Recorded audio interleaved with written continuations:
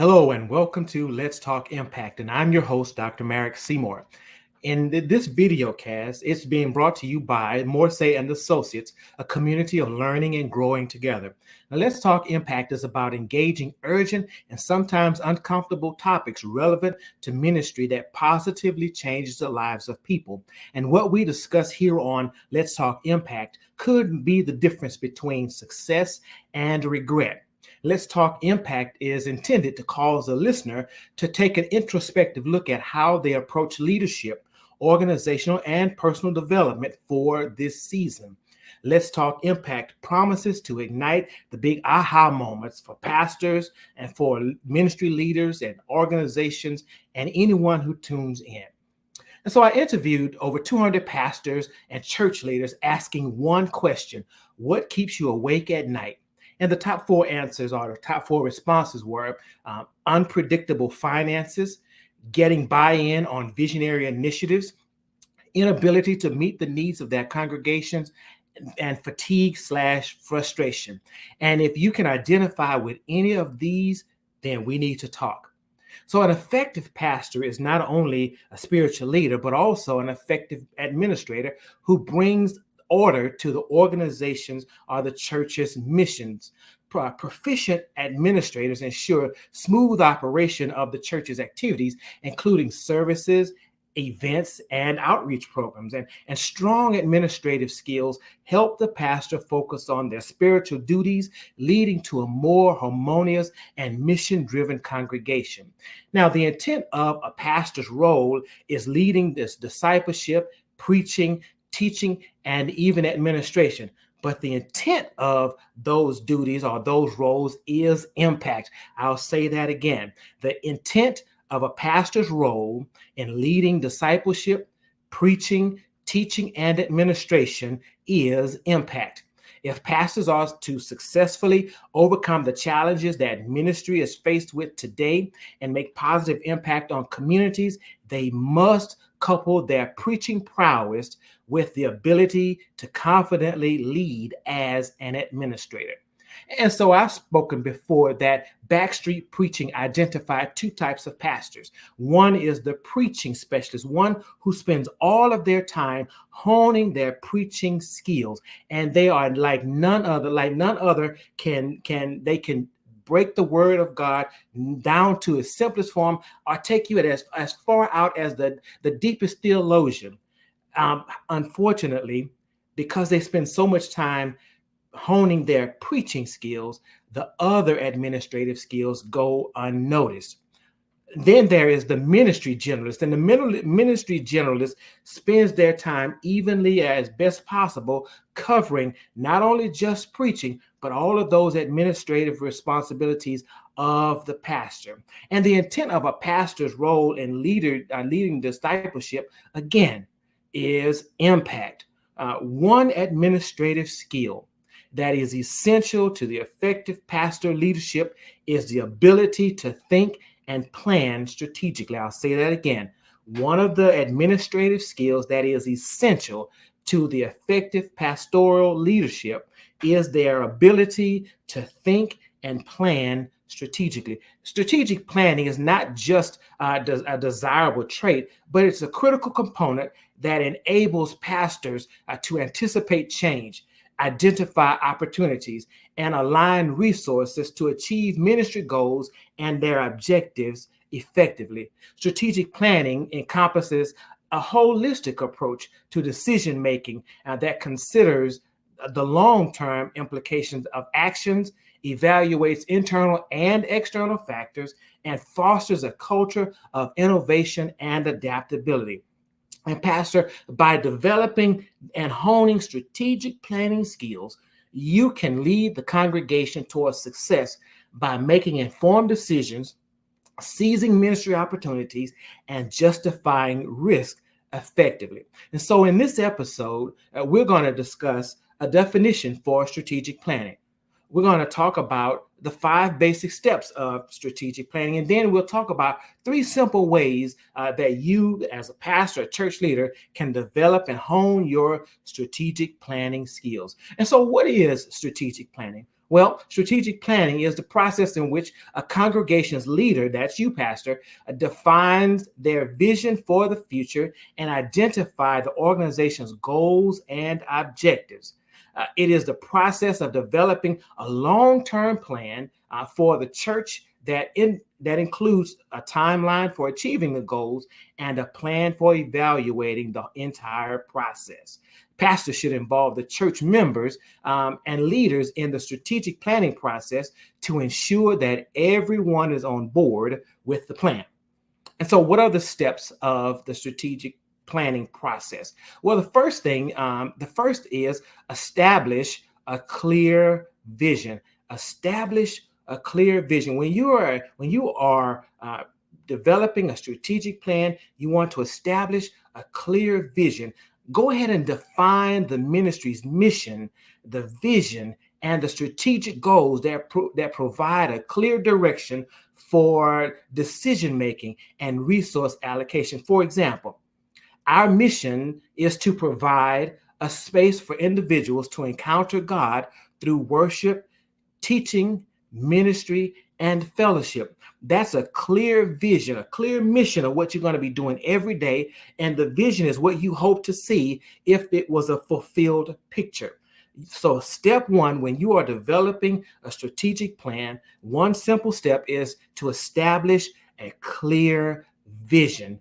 The next step is to conduct strategic analysis of your ministry. Conduct a strategic analogy of your ministry. And what does that mean? That means evaluate all of the internal strengths and weaknesses of your ministry, as well as those external opportunities and threats to inform strategic priorities and initiatives.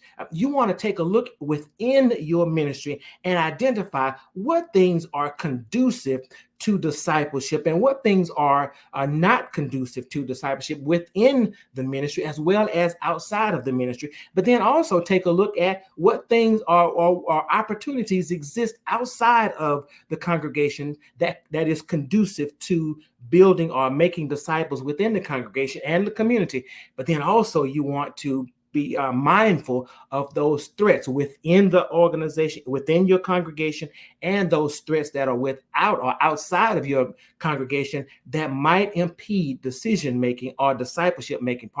Discipleship making in your church. For example, what's inside and or outside of your congregation that would support your discipleship model? What might derail your discipleship model? Important questions. And so in step two, you want to conduct a strategic analysis or an investigation of your ministry, both within and out. And we'll talk about this whole SWOTs thing a little later. But step two, conduct a ministry analysis of your organization. Step three, you want to set SMART goals. You want to set SMART goals.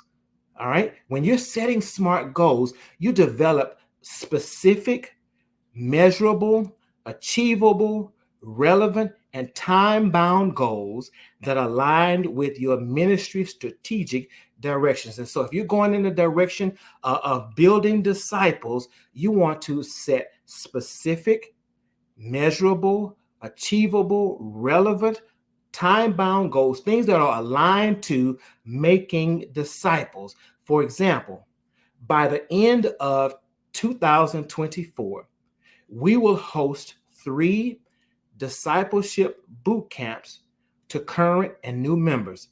Remember those SMART goals. So here's a SMART goal that's specific. The specific thing is discipleship boot camps. That's specifically what you're going to do. What's the measurement? 2. Did you notice it there? By the end of 2024, we will host 3 discipleship boot camps to current members. Now, is this attainable? Absolutely. Is it relevant to your ministry, to your mission of making disciples? Absolutely. Is it time bound? Yes, because it says by the end of 2024. And so step 3, you want to set SMART goals.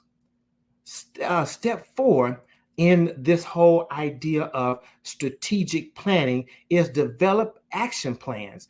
Develop action plans. And when you're developing action plans, you want to create a detailed outline of tasks, responsibilities, timelines, resources required to achieve the established goal. When you develop an action plan for your ministry as it pertains to the direction you're going, we use the example of disciple making, but when you develop an action plan, you want to make sure that it outlines all of the tasks required for building disciples. You want to make sure you identify who's responsible for each task. What's the timeline for each task and what resources are required for each task? These are all critical components of a strategic plan to make sure that it actually happens. And so, for example, you might have the director of ministry services identify all the new members and invite them to attend one discipleship boot camp. So you've assigned it to specifically a task to a specific person and what's going to happen and when, right? But then you also, another task might be to have the director of Christian education assign teachers and assistants to facilitate each of the 3 boot camps. Do you see how you have a task, who's responsible for it, and what are they actually responsible for? And then you might, at the end, you might determine what resources would be needed for each boot camp. Now, some ministries, if they were going to do a boot camp, they may do them by affinity groups. So one boot camp might be for all men. Another one might be for all women. Another one might be for all youth. Another one might be for married, for families, and another one might be for single, unmarried individuals. And so what you need for each boot camp might be different. So be careful when you are establishing the action plan that you're clear on what it is that you need for each task, who's going to be responsible for it, and when they are supposed to do it. And then finally, the 5th step in monitoring, and the 5th step of establishing a strategic plan is monitoring its progress and adapting. The 5th step of a strategic plan is monitoring your progress and being willing to adapt. And here's what I mean by that. You want to continuously monitor the progress of your plans towards the end goal. You want to track key performance indicators, and you want to be prepared in the event that something happens. And we would agree that in ministry, things happen. You want to be able to adapt your strategies based on the circumstances and the feedback that you're getting as you're monitoring. And so the action plan becomes a perfect way to drive the agenda of your monthly meeting. Imagine that every month when your leaders get together, they are actually reporting what's going on in this action plan. And at the end of your church year, then you will report on the overall strategic plan. How is the whole plan going? Imagine being able to say at the beginning of the year, here's what we're going to strategically do. We've put the pieces in place. We have a clear vision. We've conducted analysis, and here's what we found, that here's what we should be doing versus what we are doing. We've set some goals, and we've developed some action plans. And then at the end of the year in your annual meeting, imagine going back and being able to see what it was that you've actually accomplished, being able to explain why you had to change directions in certain pieces, or take out some tasks, put in new tasks. But understand that when you're doing a strategic plan, the strategic plan should be visionary, and it's not for just the short term, but it's for the long term. And so pastors understand that just as important, you've got to understand the impact of your ability to plan strategically on your congregation and community. When pastors foster a culture of strategic thinking and strategic planning, the congregation can anticipate changes and capitalize on ministry opportunities and lead others in the congregation towards the desired future. And so the last piece, how can pastors hone in on or develop their ability to strategically plan for their congregation and community? Well, one is start one bite at a time. Set clear goals and objectives for your church. If nothing else, that's one step one thing you can do right today. You can set clear goals and objectives for your church. Remember, when you're doing strategic planning, it's not just the pastor, but my intent is for you to learn as the leader, how to lead the members and leaders in strategic planning. And so if nothing else, one thing you can do to hone or develop your skills as an administrative pastor is to set clear goals and objectives for the church. The second thing that you can do is practice one step at a time. And so if you master establishing a clear vision, great. Now work on conducting a strategic analysis of your ministry and all of the pieces. Work on one step at a time. Practice one step of the cycle at a time. And then number 3, invest in your own development by engaging a leadership coach. Even coaches have coaches. I have a coach. And so I'm encouraging you to invest in yourself and engage with a leadership coach. And so as I go to my seat, if you will, the absence of a pastor's administrative skills or to disregard those skills directly affects the sustainability of the church's ability to effectively serve its members and the broader community. Strategic planning is a crucial skill for pastors to navigate the complexities of today's ministry environment and drive success. But by developing and honing strategies for planning this skill, pastors can effectively plan and execute programs that align with the congregation's ministry and mission. Strategic planning is essential, brothers and sisters. It is essential for setting and achieving long-term goals for your ministry. And we're going to explore more of that in the days and weeks to come. But the consequences, however, of delaying and attaining these skills that continuously improve and develop your administrative skills can and will affect the institution, the congregation, the morale, the momentum of your community. You might start seeing a decline in effectiveness in your leadership. You might start seeing a lack of support for critical ministry initiatives. You might start seeing a diminishment of congregational engagement. You might start seeing disarray, vulnerability to risk, and then a lack of leadership and ability might impact the morale within the entire congregation. And so I challenge you to determine your own level of skills when it comes to strategic planning and then develop that skill. Write a note, make a phone call, read an article on strategic planning.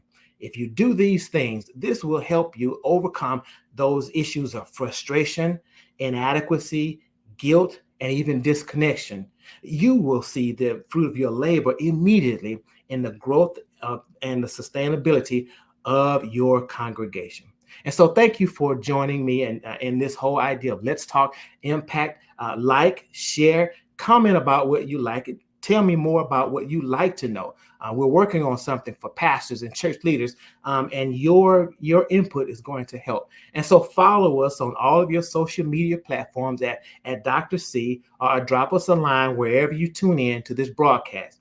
Let's Talk Impact with Dr. C is going to broadcast every Tuesday at 6:30 p.m. Central Standard Time. Subscribe to our YouTube page, Let's Talk Impact, just in case you need to go back and replay an episode. Now, what I do want you to make sure is that you join me next week. I'm going to have a co-host, and he's Reverend Elgin Orton. He's the proud pastor of the City of Zion Church of Columbus, Ohio, and we're going to continue this discussion on strategic planning, but we're going to focus in on the impact of a pastor's strategic planning skill on the growth and sustainability of the church.